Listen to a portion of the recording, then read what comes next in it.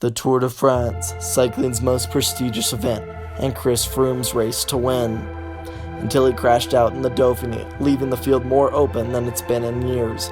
Let's take a look at this year's victims. It's amazing what money can buy. Most teams would be devastated if their four-time Tour de France winner crashed out horribly in the Dauphiné, forcing him to sit out the Tour. However, Team Sky, Ineos, still has the top two favorites in last year's winner Geraint Thomas and Colombian wunderkind Egan Bernal. They're backed up by the likes of Michael Kwiatkowski and Wout Poels. Even with Froome out, this is still their race to lose. Bora will be built around getting Peter Sagan a record-setting 7th green jersey. Emanuel Buchmann will probably be the best placed German rider, and could probably finish top 10 with an insane amount of luck. Quick-Step is a very strong team without a real GC contender. Enric Mas is supposed to be the next Alberto Contador, meaning he'll probably win a couple tours, get involved in a doping scandal, and never fully recover his form. But he's not ready yet. He could win the white jersey if Bernal has a terrible race. Apart from that, Julian Alaphilippe should put in a solid bid for green or polka dots. AG2R, the true French team, the team of the people, the team that has raced every Tour de France since 1997, and in that time, never won it. Every couple years or so, they seem to have the next big French hopeful, Jean-Christophe Perrault, Romain Bardet, Pierre Latour, who won't win the Tour, but should put up a good second place one year to add to the host nation's list of disappointments. The team's hopes will once again lie on Romain Bardet, who is still on the spry side of 30 and comes to the race brandishing a weaker team than last year with the absence of Pierre Latour. Vincenzo Nibali comes off a second place finish in the Giro, and only 5 years removed from his 2014 Tour win. Nibali is no longer really at the age where doing the Giro Tour double is doable. His team is overhauled from last year and should suffer from the departure of the Izagirre brothers. It's the competitive French team that isn't AG2R. Thibaut Pinot is the non-Robin Bardet hope for France, and frankly, in better form than his compatriot with wins at Rennes and Haute-Var earlier in the season.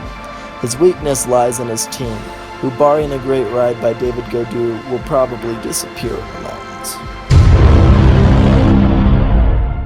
The triple threat GC team that was supposed to challenge Sky last year, apparently by placing 7th, 10th, and 14th. Mikel Landa is the most likely winner of the three, coming off supporting Richard Carapaz's surprise Giro win. Nairo Quintana was supposed to have won a Tour by now, and on paper should contend for the title, but he'll probably crack as soon as the race hits the Alps like he has the last 2 years.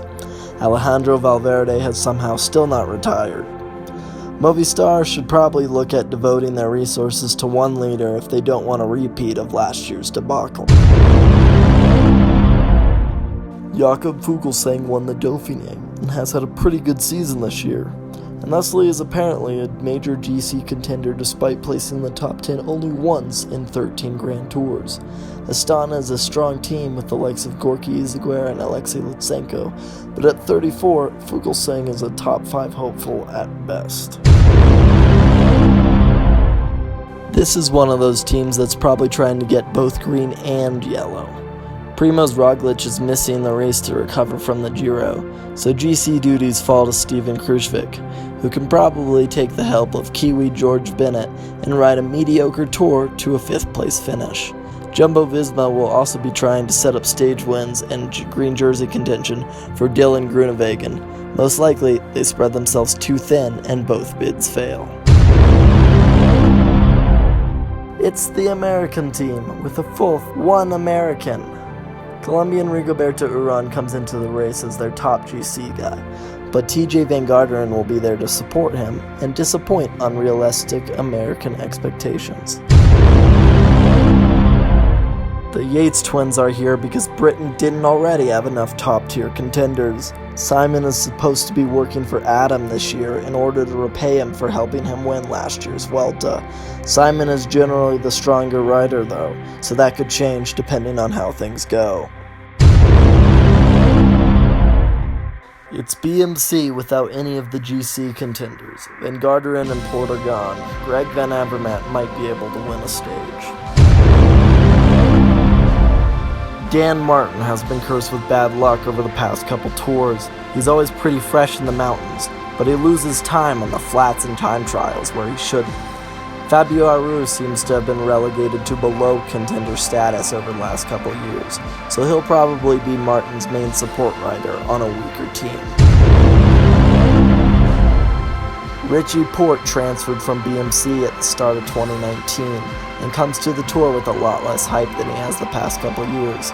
Porte's years of contention are limited by age, but frankly, it would be a miracle if he could actually finish this year rather than crashing out like he has the past two. Without Tom Dumoulin, Sunweb will be all about getting Michael Matthews green. He won it once before, the year Peter Sagan was disqualified. So with Peter Sagan in the race, he's 0 for 2. I'm tired and I want to go to bed. The rest of the teams don't really matter and will mostly just be going for stage wins. You'll probably see them the most getting dropped by breakaways. This is where everyone is going to figure out I have no idea what I'm talking about. But here's my best guess at the podium and all the jerseys. Egan Bernal will take white. Green will go to Sagan. Julian Alaphilippe will win the King of the Mountains again, the only jersey France ever gets. Garrett Thomas will repeat with Mikel Landa, and Dan Martin, because why not, landing on the podium. Well, that's that. You are now welcome to yell at me in the comments for how I greased over most of the sprinters.